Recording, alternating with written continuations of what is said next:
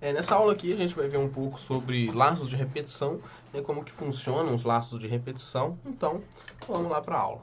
Agora eu vou criar aqui um novo arquivo, aula3.py. Então vamos lá. O que são os laços de repetição? É basicamente uma estrutura, né, que faz com que o código ele repita a mesma função uma e outra vez, né, dependendo de quantas vezes a gente quer que o código ele execute uma determinada função. Então, por exemplo, tem duas formas aqui. A mais simples de todas é o while, né? Por exemplo, eu passo o while e passo uma condição, né? Eu vou dar um exemplo. A forma mais simples é o while true. Então, ou seja, aqui ele está sempre true. Essa condição ela está sempre true. Então, ele vai ficar sempre preso nessa condição. Da mesma forma que o if, dois pontinhos, e concatena, quer dizer, identa. E aqui eu coloco a função oi. Então é só isso que o código faz. Eu vou salvar, vou rodar. Python aula 3.py. Python 3, né? Ele vai ficar aqui nesse looping infinito, porque eu não mandei ele sair em momento algum daquela condição. Eu posso finalizar aqui com Ctrl C, forçar o encerramento. E eu posso mudar, por exemplo, a forma a forma aqui da condição, né? Por exemplo, eu posso falar, por exemplo, se 1 é igual a 1. Então, enquanto 1 for igual a 1, ele vai rodar. Aqui também, ele vai ficar num looping infinito. Por quê? Porque 1 é igual a 1. Né? Ou seja, 1 vai ser sempre igual a 1. Aqui está um valor estático. Mas a gente pode fazer de uma outra forma. Por exemplo, eu posso definir uma variável aqui, por exemplo, id. Vou chamar de id. Id vai ser igual a 0. E eu vou falar o seguinte, ó. Quando id for igual... Na verdade, enquanto o id for menor do que 10, por exemplo, printa oi. Se eu deixar dessa forma aqui, ele vai sempre entrar, ele vai ficar ainda no loop infinito. Por quê? Porque id é igual a 0. Então, essa operação aqui, ela vai retornar true. E sempre que a gente fala, por exemplo, dessas funções que requerem uma condição, né, para ser executada, ela sempre é executada quando retorna true. Uma forma da gente entender isso melhor é aqui no prompt do Python, por exemplo, aquela função, ela sempre vai ser, todas essas funções, if, while, elas vão ser executadas, né, quando a operação feita ali retornar um true, e elas vão ser encerradas ou não vão ser executadas quando a operação retornar um false. Por exemplo, se eu tenho aqui 7 é igual a 7, true, 7 é igual a 7. Então, essa operação aqui resultaria na execução daquele while. Né? Então, por exemplo, se eu definir que x é igual a 10, x é igual a 10? Sim. E eu posso ficar aqui mexendo, brincando com as operações. X é maior do que 10? Não, porque x é igual a 10. Mas x é maior ou igual a 10? Sim, x é maior ou igual a 10. Eu posso ficar brincando, por exemplo, x é maior do que 10? Não. Ou x é igual a 10? Sim. Então, a gente pode ficar brincando com esse prompt aqui justamente para ir testando, ver como que funciona essas sintaxes, ver como que funciona determinada função. Então, por exemplo, o que eu vou fazer aqui? Sempre que ele rodar esse while aqui, eu vou incrementar o id. Então, por exemplo, eu vou fazer o seguinte. Sempre que ele rodar isso daqui, eu vou fazer aqui, ó, id vai ser igual a id mais 1. Então, o que ele vai fazer? Ele vai chegar aqui, ó, id é igual a 0. Beleza, ele vai rodar e ele vai printar oi. Para a gente visualizar, eu não vou nem printar o oi, eu vou printar o id. Vou ficar melhor. Id. Vírgula. Id é igual a 0, ele vai chegar aqui e vai incrementar 1. Então, id vai passar a valer 1. Ele vai voltar, id vai valer 1 agora. Aí ele vai voltar, vai rodar, vai incrementar, vai para 2. Vai para 3, vai para 4. Quando bater aqui 10, que vai ser o valor igual, ele já não vai executar, ele vai parar a minha execução. Vamos ver? Python 3 aula. Ó, ele rodou 0, 1, 2. Quando ele bateu em 10, 10 já não era menor do que 10. Né? 10 é igual do que 10. 10 é igual a 10. Eu poderia colocar um igual aqui, né? Aí ele rodaria no 10. Aí, quando bate no 10, ele executa. Tem outras formas também, por exemplo, de sair, né, do laço de repetição. Eu poderia usar a função exit. O que a função exit faz? Por exemplo, eu vou colocar o true aqui. Ao invés de printar o id, eu vou printar print rodou uma vez. E vou usar uma função chamada exit. O que o exit faz? Exit 0. O que o exit faz? O exit ele finaliza o código. Então, independente de onde ele estiver, quando ele bate aqui no exit, ele finaliza o código. Então, se eu rodar isso aqui, ó, ele roda uma vez e finaliza o código, ele mata o código. Se tiver mais código aqui, ó, por exemplo, continuando o código, e se eu rodar, ele nem continua. Por quê? Porque ele matou o código aqui, ou seja, o código foi finalizado aqui. Eu também consigo usar uma outra função que é o quê? Que é o break. O que o break faz? O break ele para.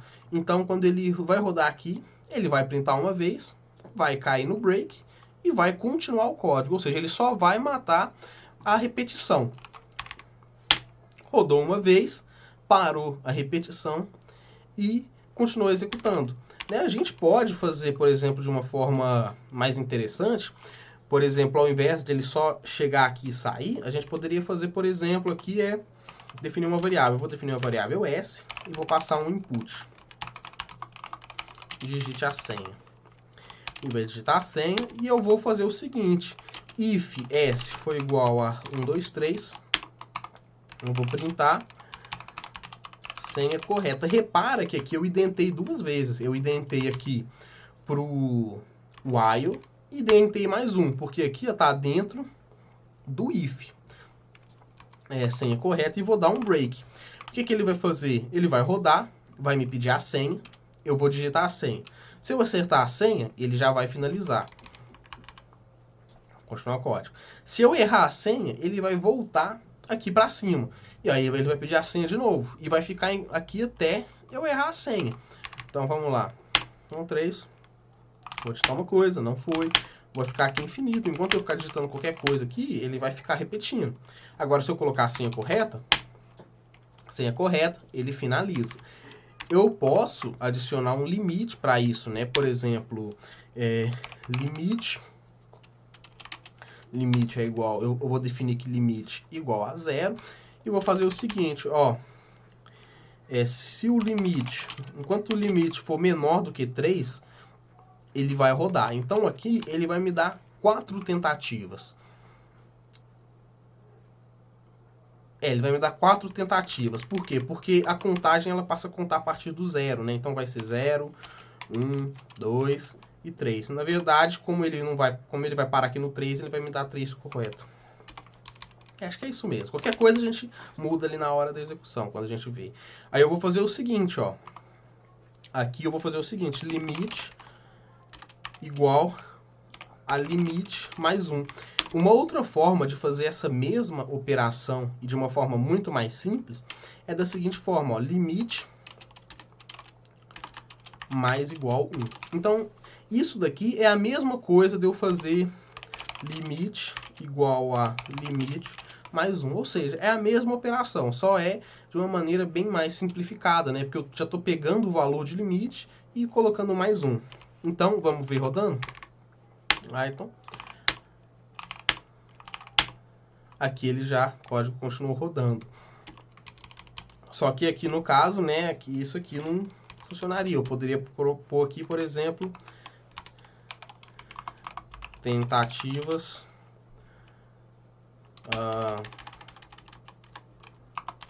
você não conseguiu. Eu poderia adicionar uma outra mensagem, por exemplo, print tentativas restantes e colocar aqui o limite, vírgula, limite. Só que aqui, ó, vai ficar um pouco estranho aqui, ó, é da forma que eu fiz. Vamos ver como é que vai ficar isso aqui. Se eu errar 100, tentativas restantes 0, tentativas restante 1, tentativas restante 2. Então isso aqui não ficou muito interessante. Eu posso fazer o contrário, né? Eu posso colocar o 3 aqui. Vou fazer o seguinte, ó, if limite for maior não, né? If limite for igual a 0, ele vai parar. E aqui, ao invés de incrementar, eu vou decrementar. Vamos ver funcionando? Você não conseguiu. Limite igual a 3. Ah, tá. Não, é porque aqui eu realmente comi bola aqui. Enquanto o limite for maior do que 0, limite é igual a 3. Então, enquanto o limite for maior do que 0, ele vai executar. 3 é o valor padrão, ele já é maior do que 0. Então, vamos rodar. Errei a 100. Tentativas restantes 3, 2, 1. Ele não funcionou. Quer dizer, funcionou, né? Eu não consegui adivinhar a 100. Eu poderia até implementar aqui para que ele me mostre o 0 ali depois, né? Isso aqui tanto faz. Eu falei que tinham duas formas, né, de fazer os laços de repetições. Uma delas era com while. Uma outra forma é utilizando o for, né? Como é que o for ele funciona? A sintaxe do for ele não é tão complicada, né? Mas em comparação com o while, ela é um pouco mais complicada. Então, por exemplo, antes de mostrar aqui o for, vamos propor aqui um outro código. Um outro exemplo. Vamos imaginar aqui que a gente tem várias namoradas, né? Então eu vou criar uma lista em Python. Uma lista é simplesmente uma espécie de variável, é uma variável que contém vários valores, né? Então, por exemplo, é uma variável normal, eu colocaria um valor, né? Teste. Agora, quando eu estou falando de uma lista, eu colocaria vários valores, né? Então, como que a gente cria uma lista em Python? É da seguinte forma, a gente coloca esse sinalzinho e esse sinalzinho, que eu esqueci o nome, posso até olhar aqui agora. Conchete, né? Conchete, o nome desse caractere, eu olhei aqui. A gente coloca conchete e dentro aqui do conchete a gente passa os valores. A lista, ela pode conter números, ela pode conter strings, ela pode conter números floats, ela pode conter qualquer coisa, né? Só que como aqui para ficar uma forma um pouco mais didática, vamos fazer uma lista aqui com o nome de várias namoradas. Vamos supor que a gente tem várias namoradas aqui. Então aqui eu vou pôr a Carla, eu vou pôr a Ana, eu vou pôr a Júlia, eu vou pôr a Maria. Nomes fictícios, tá, gente? Então, beleza. Aqui eu já tenho a lista de várias namoradas. Vamos supor que eu sou muito preguiçoso e eu quero fazer um script que já escreve uma mensagem automática para todas elas, de uma forma personalizada, né? Ou seja, com o nome delas. Então, uma forma de a gente fazer isso é utilizando o for. Então, por exemplo, eu posso fazer um código que percorre toda essa lista e pega cada um dos valores, né? Então, por exemplo, eu poderia simplesmente fazer o seguinte, print namoradas. Vamos ver como que ele printa primeiramente. Quando eu rolo aqui, ele printa tudo dessa forma aqui, ó. Só que isso daqui, quando a gente está trabalhando com listas, a gente já trabalha com índices, né? Então, por exemplo, aqui eu tenho o item 0 da lista. Lembra que as contagens aqui em programação, ela parte do 0. Então, eu tenho o índice 0, o índice 1, 2 e 3. Então, por exemplo, vamos supor que eu quero trabalhar com o índice 0 da lista. Então, abre, fecha conchetes e passa o índice. Quero pegar o índice 0. Ele pegou só o Carla. Pago o índice 1. Ele pegou só o Ana. Só que aqui eu não quero trabalhar com índices específicos. Eu quero trabalhar com todos os índices. Então, aqui eu vou usar o for. Então, por exemplo, eu vou passar o for. E aqui eu vou passar o nome de uma variável. Aqui eu posso passar x, namorada. Aqui eu estou criando também uma variável. Então, eu estou fazendo o seguinte, em namoradas. Para ficar um pouco mais simples, não ficar tão confuso, eu vou colocar x aqui. Então, é o que eu estou fazendo? Aqui nesse simples código aqui em Python, ele vai fazer uma repetição baseada nessa lista. Então, ele vai percorrer a lista. Enquanto tiver item aqui nessa lista, ele vai percorrer. Então, ele vai percorrer uma vez e vai atribuir o x, o primeiro índice. Aí, beleza, ele vai rodar aqui de novo e vai atribuir o índice 2. Então, por exemplo, se eu passo aqui agora print x, vamos ver o que acontece.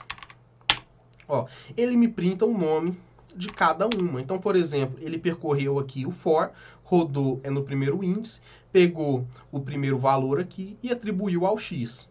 Printou, que foi a única coisa que eu mandei ele fazer, ele voltou aqui dentro. Pegou o próximo índice, jogou aqui para dentro, printou. Jogou, fez a mesma coisa assim por diante. E eu poderia, por exemplo, simplesmente colocar aqui boa noite. Posso usar o mais, né?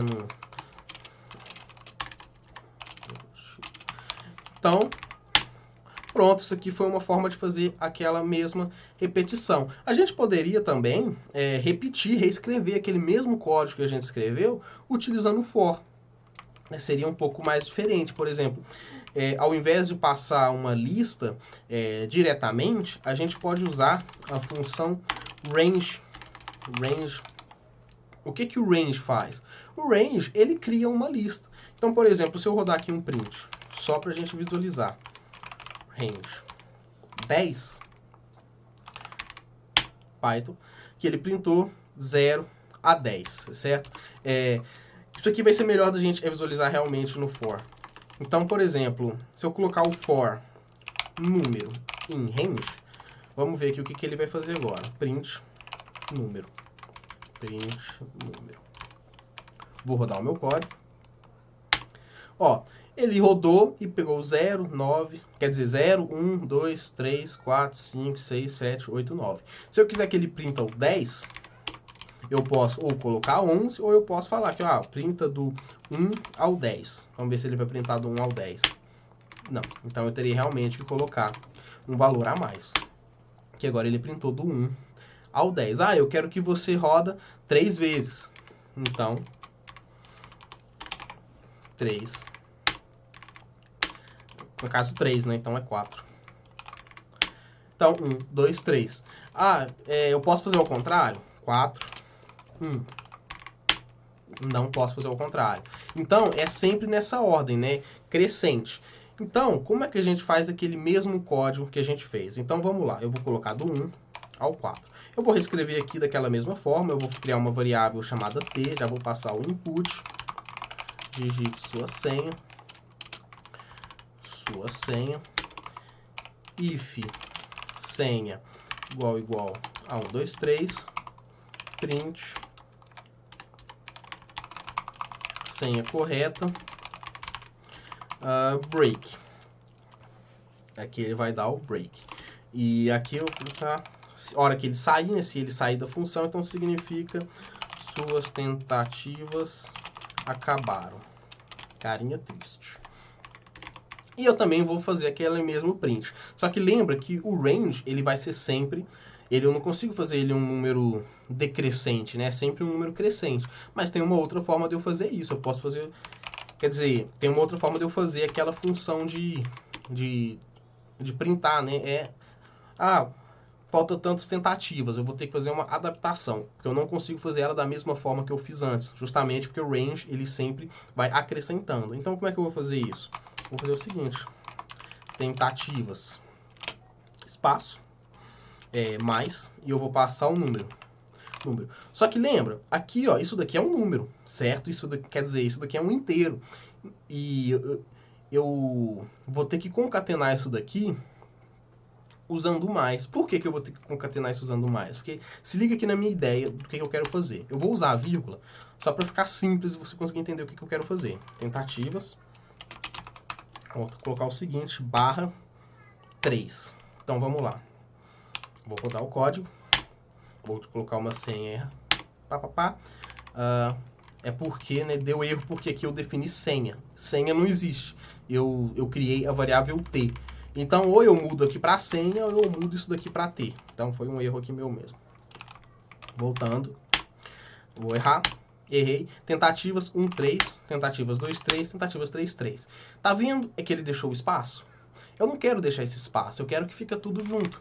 Então, eu tenho que usar o mais.